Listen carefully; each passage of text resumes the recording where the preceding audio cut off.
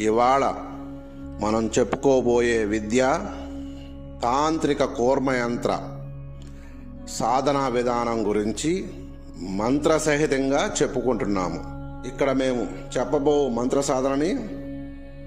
సాధన విధిని పరిపూర్ణంగా చేసిన వారికి ఈ తాంత్రిక కూర్మయంత్ర అధిష్టాన శక్తి సాధన చేసిన సాధకులకు మంత్రసిద్ధిని బహుశీఘ్రంగా కల్పిస్తుందని మర్చిపోకండి.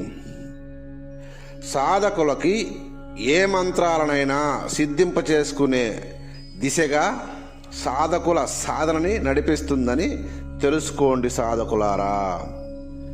ఈ సాధనని మీరు వేరే గురువు వద్ద మంత్ర ఉపదేశం తీసుకుని మంత్ర సాధనలో ఉన్నప్పటికీ అటువంటి వారు కూడా ఈ సాధన చేసుకోవచ్చు.